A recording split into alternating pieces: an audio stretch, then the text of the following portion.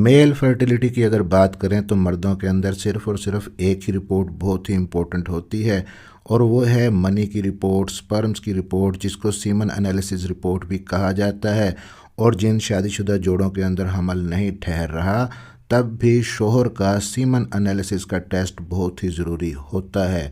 अब ये जो सीमन एनालिसिस की रिपोर्ट है, स्पर्म की रिपोर्ट है, आप खुद ही इसको पढ़ के चेक कर सकते हैं कि आप ठीक हैं या नहीं।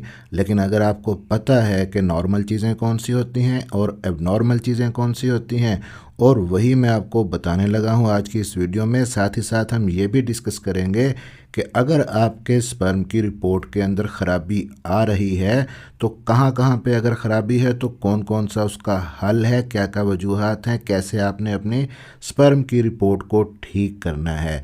आपके अपने चैनल प्रेगनेंसी केयर 1 to 9 में आपको खुश आमदीद। मेरा नाम है डॉक्टर ताहिर। आगे बढ़ने से पहले चैनल को सब्सक्राइब ज़रूर कर लीजिएगा। अब सबसे पहले जब आप अपना मनी का टेस्ट करवाएं तो स्पर्म का सैंपल देने से पहले कुछ चीज़ों का ख्याल रखना बहुत ही ज़रूरी है। सबसे पहली चीज़ के सैंपल देने से पहले कम से कम 2 से 5 दिन का गैप होना लाजमी है। गैप से मुराद है कि इन 2 से 5 दिनों के अंदर आप डिस्चार्ज ना हुए हों किसी भी तरीके से, ना नींद के अंदर, और ना ही आपने मैस्टरबेशन की हो, ना ही आपने अपनी बीवी के साथ हम बिस्तरी की हो। यानी कि अपने स्पर्म्स को, सीमन को रोक के रखना है, निकलने नहीं देना। 2 से 5 दिन के गैप के बाद आपने सैंपल देना है। दूसरी जो चीज़ है, आपने सैंपल मैस्टरबेशन से देना है, यानी कि मुश्तज़नी करके कंडोम वगैरह यूज़ नहीं करना। आपने जब सैंपल देना है तो जो कंटेनर आपने लेना है जिसके अंदर ये सैंपल कलेक्ट करना है, डायरेक्ट उसके अंदर आपका सैंपल गिरना चाहिए। अगर मनी की कुछ मिकदार इधर उधर या नीचे गिरती है तो उसको वहाँ से उठा के आपने कंटेनर के अंदर शिफ्ट नहीं करना। और जिस कंटेनर के अंदर सैंपल लेना है वो आपने लैब से ही लेना है, जो कि साफ़ सुथरा होना चाहिए। और ये भी कोशिश करें कि सैंपल आप लैब के अंदर ही दें, और लैब के अंदर भी जो स्पेशल रूम बना होता है वहाँ पे आप सैंपल दें। बाज़ लैब्स के अंदर टॉयलेट में कहा जाता है सैंपल लेने को, वहाँ पे इन्फेक्शन और जरासीम होते हैं जिसकी वजह से आपका रिज़ल्ट ख़राब आ सकता है। और सैंपल देने के बाद आधे घंटे के अंदर अंदर आपकी सीमन एनालिसिस का जो प्रोसेस है वो शुरू हो जाना चाहिए। अगर बहुत ज़्यादा लेट प्रोसेस शुरू करेंगे लैब वाले तो हो सकता है कि आपके स्पर्म की मोटिलिटी कम आए। तो ये चीज़ें बहुत ही ज़रूरी हैं प्रॉपर रिज़ल्ट देखने के लिए। अब हम आ जाते हैं जी कि आपने सैंपल दे दिया, आपकी रिपोर्ट आ गई सीमन एनालिसिस की आपके पास। अब इसके अंदर क्या क्या चीज़ें होती हैं, आपने कैसे पढ़नी है, कौन सी नॉर्मल होती हैं, कौन सी एबनॉर्मल होती हैं, और जो एबनॉर्मल है उनके लिए आपने क्या करना है। तो रिपोर्ट को 2 मेन हिस्सों में डिवाइड किया जाता है। पहले होते हैं फिजिकल पैरामीटर्स और दूसरे होते हैं माइक्रोस्कोपिक एग्जामिनेशन। फिजिकल पैरामीटर्स से मुराद है कि देखने में जो चीज़ें सीमन के अंदर जज की जा सकती हैं वो लैब वाले लिखते हैं, और माइक्रोस्कोपिक के अंदर, माइक्रोस्कोप के अंदर देख के चीज़ें लिखी जाती हैं। अब पहले हम डिस्कस करेंगे फिजिकल पैरामीटर्स, जिसके अंदर ज़्यादातर 4 चीज़ें आ जाती हैं। एक तो वॉल्यूम है, दूसरा कलर है, तीसरा पीएच है, और चौथा लिक्विफेक्शन टाइम है। अब एक एक चीज़ मैं डिटेल से बताऊंगा और किस में अगर ख़राबी है तो आपने क्या करना है।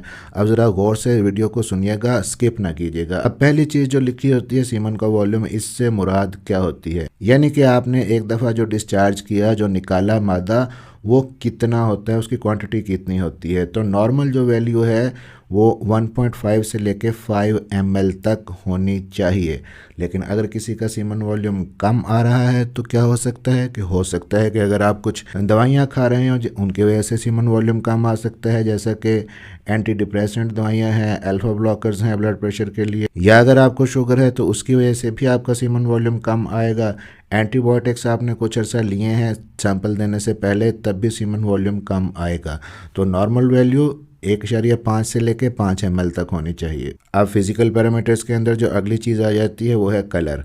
तो कलर नॉर्मली वाइटिश ग्रे होना चाहिए, लेकिन अगर किसी के अंदर कलर चेंज है, जैसे कि अगर रेड कलर है या ब्राउन कलर है आपके सीमन का, तो वो क्यों हो सकता है। ब्लड सेल्स हो सकते हैं सीमन के अंदर, जिसको हेमेटोस्पर्मिया कहते हैं। ये अगर सोजिश है आपके ट्रैक के अंदर कहीं तो उस वजह से हो सकता है, या अगर आपका प्रोस्टेट बड़ा हुआ है, प्रोस्टेट के अंदर सोजिश है, उस वजह से हो सकता है, या अगर आपने बहुत देर तक, लंबे अरसे तक मोटर बाइक की सवारी की है तब भी बाज़-औक़ात इस तरह का कलर आ जाता है।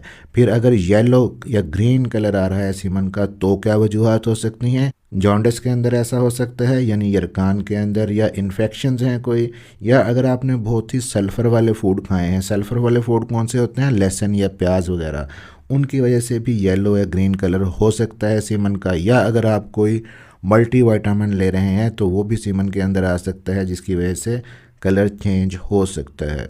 अब कलर के बाद जी तीसरी इंपॉर्टेंट चीज़ है पीएच।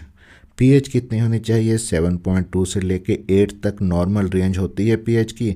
अगर आपकी पीएच स्पर्म की ज़्यादा आ रही है सीमन की, यानी कि 8 से ज़्यादा है, इट मीन्स के अल्कलाइन है, और इसका मतलब है कि आपको मे बी के इन्फेक्शन हो सकता है, जिसकी वजह से पीएच ज़्यादा हो सकती है। या बाज़ लोग जो सतह समंदर के करीब, साहिल के करीब रहते हैं, ऐसे शहरों के अंदर रहते हैं, वहाँ के मर्दों की जो पीएच है सीमन की वो ज़्यादा आती है। फिर अगर पीएच आपकी कम है, 7.2 से कम आ रही है, एसिडिक है, तो हो सकता है कि आपके जो सेमिनल वेसिकल्स हैं, जो नालियाँ हैं आपके टेस्टिस के अंदर जिनके थ्रू आपका सीमन ट्रांसपोर्ट होता है, उनके अंदर ब्लॉकेज हो सकती है। अब फिजिकल पैरामीटर्स के अंदर चौथी इंपॉर्टेंट चीज़ है जी लिक्विफेक्शन टाइम। ये क्या होता है? यानी जिस वक्त आपकी मनी निकलती है मर्द की, तो वो उस वक्त थिक होती है, जम जाती है, लेकिन उसके कुछ मिनट के बाद वो पिघल के पानी की तरह हो जाती है, तभी उसमें से स्पर्म निकल के आगे तैरना शुरू करते हैं। और ये ऐसा होना ज़रूरी होता है। और ये कितने मिनट के बाद ऐसा होता है, इसको कहते हैं लिक्विफेक्शन टाइम। तो नॉर्मल लिक्विफेक्शन टाइम 15 से लेकर 30 मिनट तक होना चाहिए। यानी जब आपकी मनी डिस्चार्ज हो, उससे 15 से 30 मिनट के बाद वो लिक्विड बन जाए, उसमें से स्पर्म आगे निकलें। अगर ये इससे कम है या इससे ज़्यादा है तो आपके अंदर कोई मसला हो सकता है। अब ये हमने देख लिया जी फिजिकल एग्जामिनेशन आपकी सीमन एनालिसिस रिपोर्ट के अंदर। अब हम देखते हैं माइक्रोस्कोपिक एग्जामिनेशन। तो माइक्रोस्कोपिक एग्जामिनेशन के अंदर जो पहली इंपॉर्टेंट चीज़ देखी जाती है स्पर्म की मोटिलिटी। 200 स्पर्म को चेक किया जाता है, सेल काउंटर के अंदर देखा जाता है मोटिलिटी कितनी है, हरकत करने वाले स्पर्म्स कितने हैं। 4 ग्रेड्स के अंदर हम डिवाइड करते हैं उसको। नंबर 1 जो फास्ट प्रोग्रेसिव होते हैं, नंबर 2 स्लो प्रोग्रेसिव होते हैं, नंबर 3 नॉन प्रोग्रेसिव होते हैं, और नंबर 4 इमोटाइल होते हैं, जो बिल्कुल भी हरकत नहीं करते। इन चारों ग्रेड्स को मिला के जो एवरेज निकाला जाता है उसको एवरेज मोटिलिटी कहते हैं। और वो कम से कम 40% होनी चाहिए मर्दों के अंदर प्रेगनेंसी कंसीव करने के लिए, अपनी बीवी को हामला करने के लिए। और इन्हीं में से जो पहला ग्रेड है जिसको फास्ट प्रोग्रेसिव कहते हैं, वो भी 32 से लेकर 35% तक होनी चाहिए अगर जल्दी हमल कंसीव करना चाहते हैं। अब स्पर्म मोटिलिटी के बाद जो दूसरी इंपॉर्टेंट चीज़ है जी यहाँ पे, वो है स्पर्म का काउंट, यानी कि तादाद कितनी होती है। इसको हम पर ml वहाँ पे काउंट करते हैं कि 1 मिलीलीटर के अंदर आपके कितने स्पर्म हैं। कम से कम 15 मिलियन होने चाहिए पर ml। अगर इससे कम है तो इसको ओलिगोस्पर्मिया कहा जाता है, यानी आपके अंदर स्पर्म की कमी है। और अगर हम ये देखें कि आपके एक दफ़ा के डिस्चार्ज के अंदर टोटल कितने स्पर्म हैं, जिसको पर इजैकुलेशन कहा जाता है, तो वो कम से कम 39 मिलियन पर इजैकुलेशन आपके होने चाहिए। उसके बाद आ जाती है जी स्पर्म की मॉर्फोलॉजी, यानी कि उनकी शक्ल सूरत कैसी है, हेड टेल बॉडी का कोई डिफेक्ट तो नहीं है। स्पेशल स्टेनिंग की जाती है स्पर्म्स की, हाई पावर के नीचे उनको देखा जाता है। 200 स्पर्म्स को जज किया जाता है WHO के क्राइटेरिया के मुताबिक। कम अज़ कम जो स्पर्म की मॉर्फोलॉजी है 4% नॉर्मल होनी चाहिए, तभी जल्दी हमल कंसीव हो सकेगा। अगर 4% से भी नॉर्मल कम है तो आपको ट्रीटमेंट की ज़रूरत है। और अगर आपकी नॉर्मल मॉर्फोलॉजी कम आ रही है तो किस वजह से आ रही है? हो सकता है कि आप स्मोकिंग कर रहे हो, अल्कोहल यूज़ कर रहे हो, नशा और अद्वियात ले रहे हो। अगर आपका वेट ज़्यादा है उसको कम करें, फ्रूट्स और वेजिटेबल ज़्यादा इस्तेमाल करें, स्ट्रेस के लेवल को कम करें, फर्टिलिटी के सप्लीमेंट अपने डॉक्टर से लें, तो आपकी जो मॉर्फोलॉजी है वो बढ़ सकती है।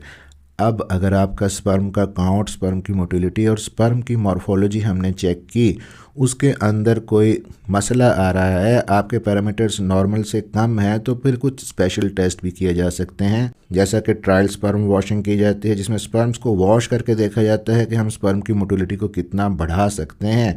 और फिर उसमें TMF निकाला जाता है, जिसको टोटल मोटाइल फ्रैक्शन बोलते हैं।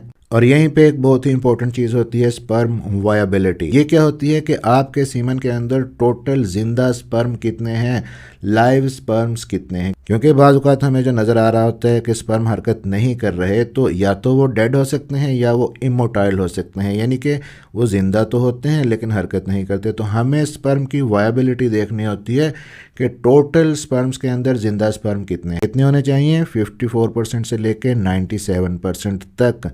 और हमल ठहराने के लिए ज़रूरी है कि आपके स्पर्म के अंदर जिंदा स्पर्म कम से कम 60% होने चाहिए। और अगर आपके स्पर्म की वायबिलिटी कम आ रही है, जिंदा स्पर्म कम आ रहे हैं, तो किस वजह से हो सकते हैं?